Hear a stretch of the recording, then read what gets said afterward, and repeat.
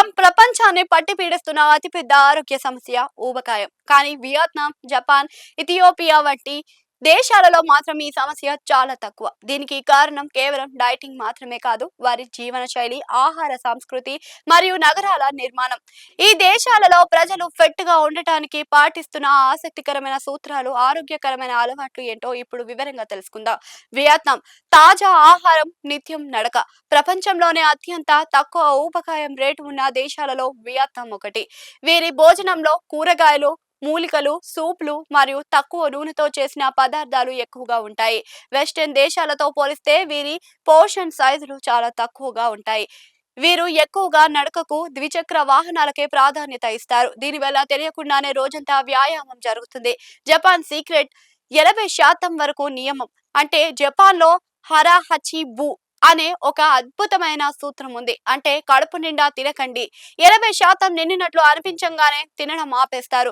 Japan స్కూళ్లలో చిన్నప్పటి నుంచే పిల్లలకు పౌష్టిక ఆహారం గురించి నేర్పుతారు. అక్కడ భోజనం చేయడం అనేది కేవలం ఆకలి తీర్చుకోవడానికి కాదు, అది ఒక సాంప్రదాయం. ఇక సీ ఫుడ్ ఎక్కువగా తీసుకోవడం, మెట్రో లేదా బస్సుల కోసం నడవడం వారికి ఫిట్ గా ఉంచుతుంది. ఇథియోపియాలో కూడా ఊబకాయం తక్కువగా ఉండటానికి అక్కడ చురుకైన జీవన శైలి ప్రధాన కారణం. అయితే ఇక్కడ కొన్ని చోట్ల పోషకాహారం లోపం కూడా ఉందని ప్రపంచ ఆరోగ్య సంస్థ హెచ్చరిస్తుంది. ఇక అయినప్పటికీ ప్రాసెస్ చేసిన జంక్ ఫుడ్ కంటే సాంప్రదాయ ఆహారం తీసుకోవడం, అధిక శరీర శ్రమ చేయడం వల్ల వారు బరువు పెరగకుండా ఉండగలుగుతున్నారు.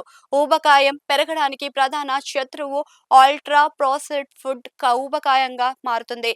ఊబకాయం తక్కువగా ఉన్న దేశాలలో ప్యాక్డ్ ఫుడ్, కూల్ డ్రింక్స్ వాడకం వల్ల కూడా చాలా తక్కువగా ఉంటుంది. ఇంటి వంటకే వారు మొదట ప్రాధాన్యత ఇస్తారు.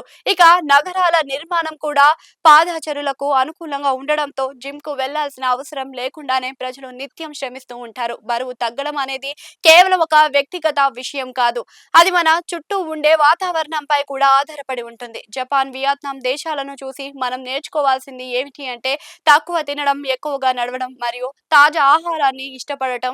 ఈ చిన్న చిన్న మార్పులు చేసుకుంటే ఊబకాయం దరిచేరదు.